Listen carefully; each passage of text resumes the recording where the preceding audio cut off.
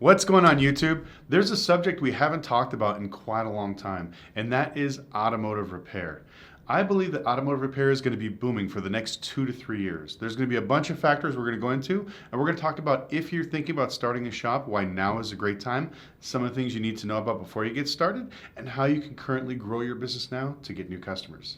Now, if you could do me a huge favor and gently squeeze the like button if you enjoy the automotive content that we're about to go over. Also, please consider subscribing. We post 2 times a week, so make sure you click the notification bell. And once again, follow us on Instagram at Lucky Lopez. Let's get into the video. Now, I started my journey in the automotive industry with actual auto repair. I started flipping cars and fixing them when I was in high school out of my parents' driveway.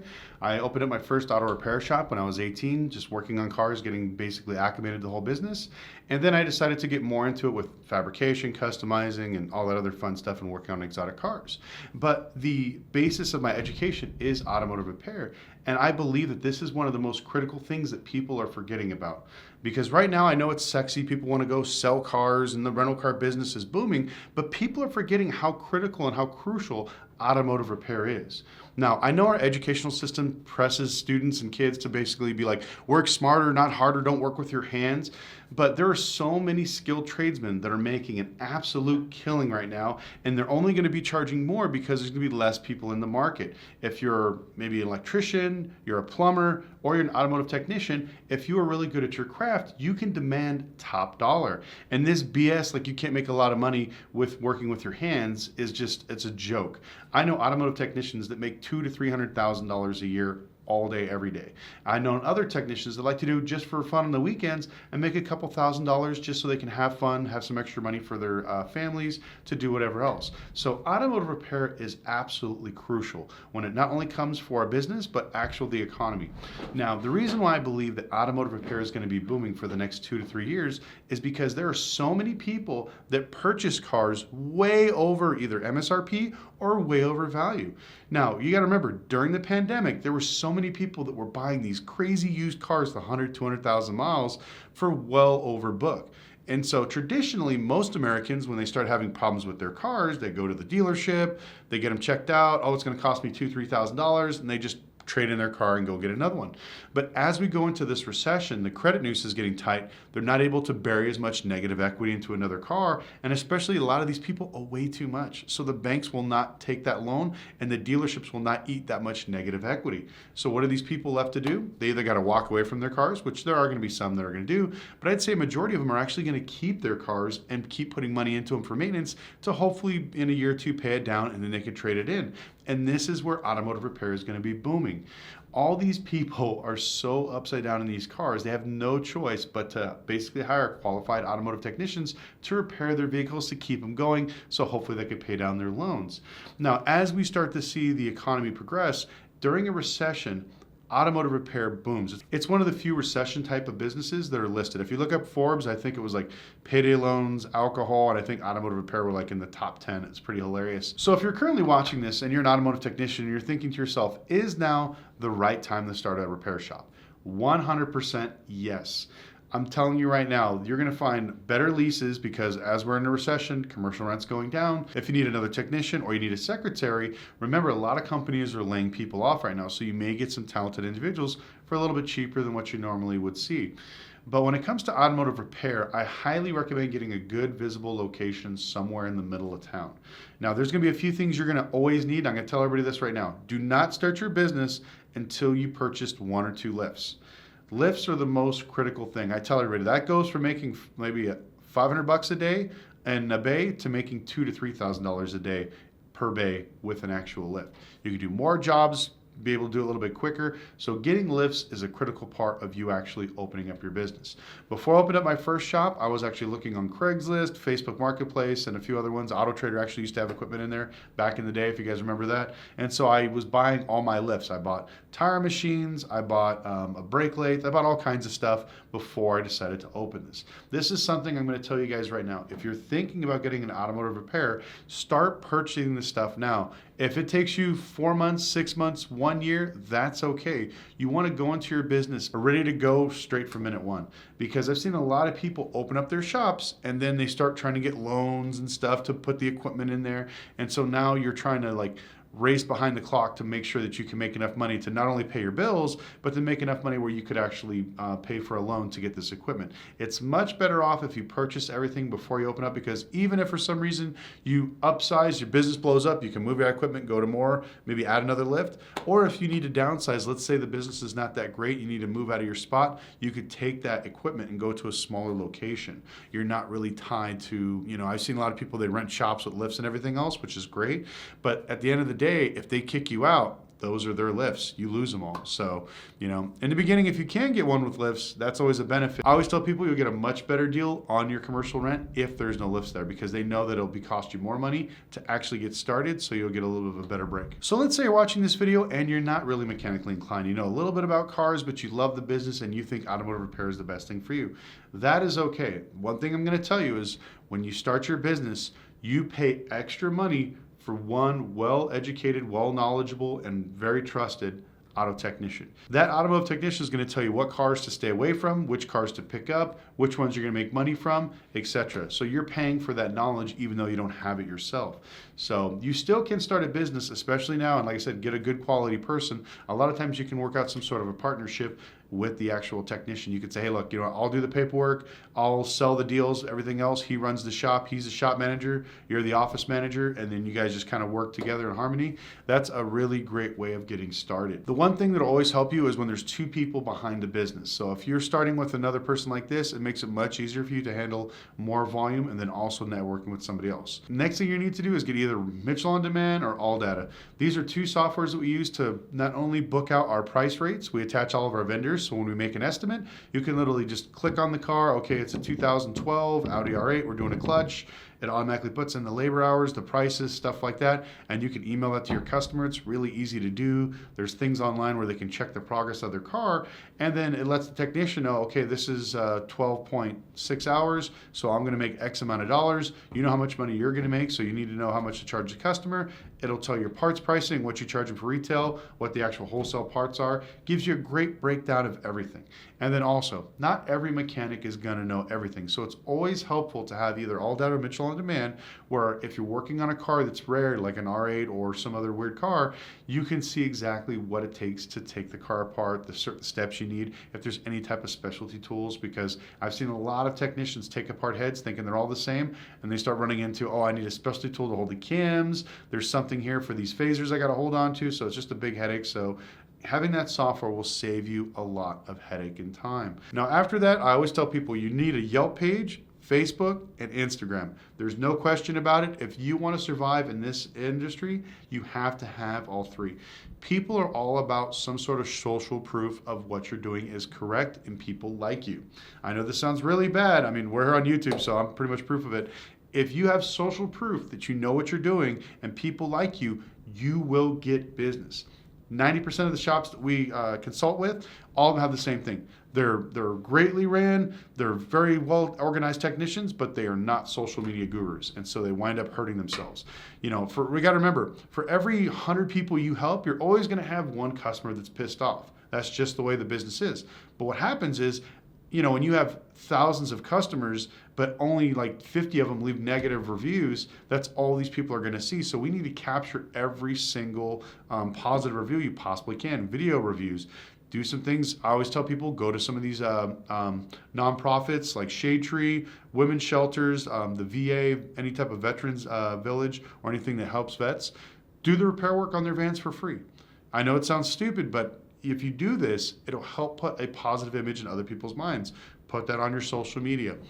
Asking people for reviews was a really big thing of mine. I have a whole link set up where as soon as we do the repair, I'm like, oh, thank you so much. Here's a thing to our Google, Yelp, Facebook, Instagram. Just leave us reviews, and we appreciate it so much. And next time, I'll give you $10 off your oil change. Now, people thought I was nuts in the beginning of doing this, but it paid off because most shops would have maybe 20, 30, 50, 60 reviews. We literally had 990 reviews. So we crushed just about everybody else. And you're going to need that social proof, because unfortunately with our industry, automotive technicians are looked at just as auto dealers. They think they're crooks. We're out here to scam people. It's the stupidest thing. if a pipe breaks in their house and it starts leaking water, and the plumber's like, hey, I got to dig up your foundation and lay some new pipe and do this, it's like they barely get questioned. But if you as an automotive technician say, hey, you know what, your head gasket is bad, it's not your radiator, so we need to fix the head gasket, the radiator's not your problem. You could literally tell them to their face that the issues they're having are 100% this particular thing, and they'll still like, I don't believe you, you're just trying to rip me off and get more money out of me. So the more social proof you have against that should definitely make your talking of either upselling a customer, or especially with big jobs, because I would always take extra time to explain how they got in this predicament.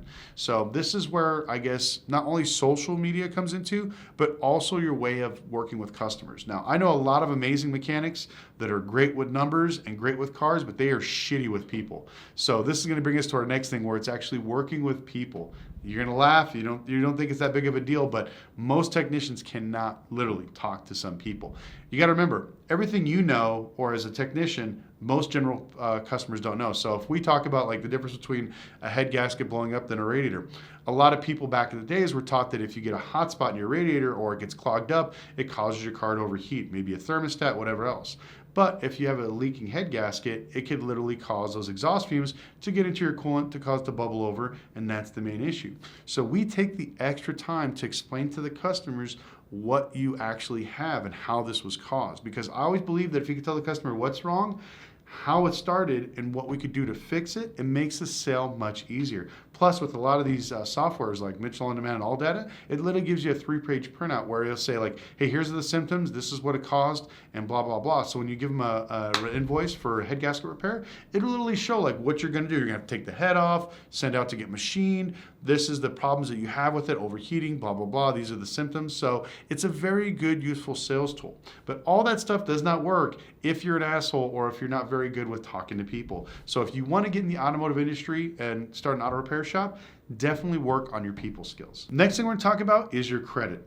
Now, in auto repair, you don't think credit is that crucial, but it changes how much it costs to actually start the business, how much it costs to run the business, and will prevent you from getting a lot of jobs. So when you start off your auto repair shop, if your credit is good, I always tell people go to your vendors like AutoZone, O'Reilly's, Napa, etc., and you get a 30-day line of credit. Now, the reason why this is so important is because when you start your business, you don't know how successful and how busy you're gonna be. So when I get these lines of credit, I've watched people literally like start up a business, get maybe $100,000 worth of work in their first month, and they can't keep up with their parts bills. Their credit card's maxed out, the customers won't give them that much of a deposit, and so they don't have enough money to order the parts to fix the cars fast enough, and it actually starts to hinder your business process. Another reason why you want to do this is because you will have customers that will be late. It's just a fact of the matter. You'll tell them the car will be done Friday. They'll call you every day bugging the shit out of you. And then when it's done, they won't pick it up for a week. So you need to be able to have credit and the capital to float those types of repairs.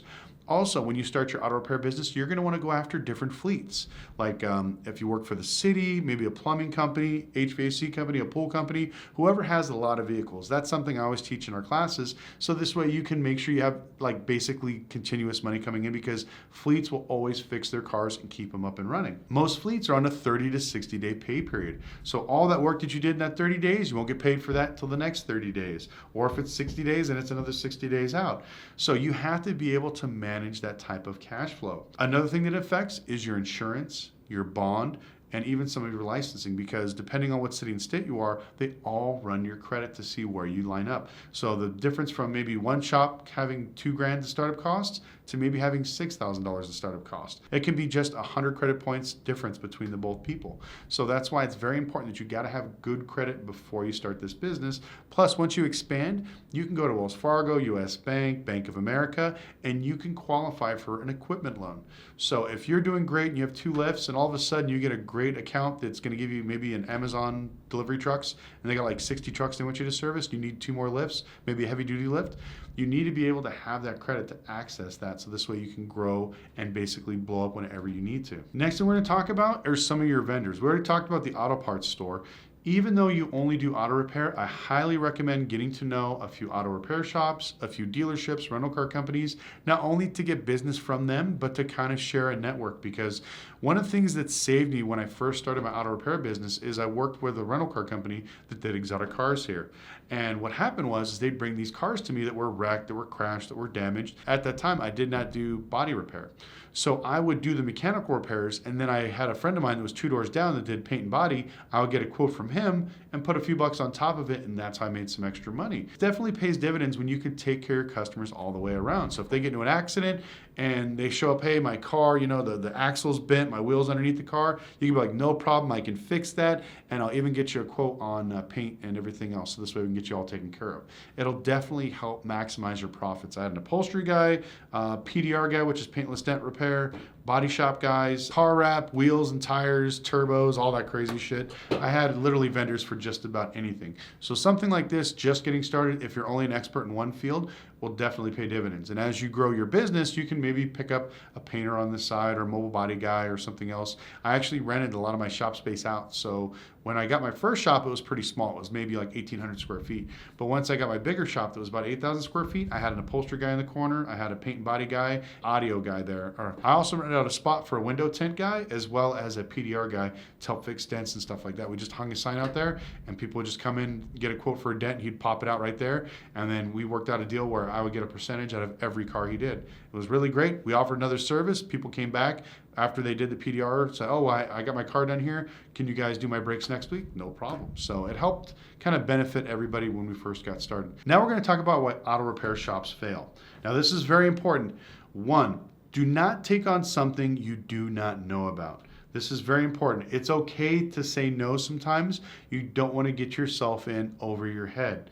I've done this before myself. I'll tell you some of my screw ups. I have never rebuilt a transmission before.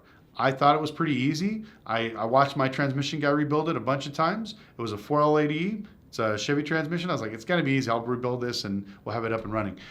I did something wrong. One of the little springs wasn't right or something like that, and it ended up blowing out the transmission. I had to pay for it twice. Cost me a bunch of money. Same thing. We had another guy with a GMC truck. The rear end, I think about $2,000 or $3,000, and the rebuild kit was like $60. So we're like, we'll just buy the rebuild kit and put the new splines in there and we'll kick it down the road. I never knew about what's called backlash, how you actually set the differential. So when I put it in there, it sounded great for the first 1,000 miles. Afterwards, it just started humming and chewing it all up and was just a bad deal. But it costed me money and made me look bad. You never want to do that. The next thing is, here's something else that I wish I would have learned when I was younger. It's okay to turn down work. It sounds crazy, but I always took everything in. Anytime somebody came in there, I wanted to get the money. I wanted to keep the money going and just blah, blah, blah. Took in all these jobs.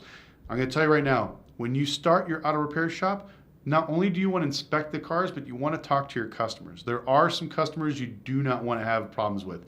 Some will whine, complain, whatever else. If they drive you nuts, it's okay to tell them after you fix the car, or if you just don't want to deal with them because you're getting a bad vibe, tell them to walk away. I've had customers literally become parrots on my shoulder. They want to stand there, make sure that I'm doing the right thing.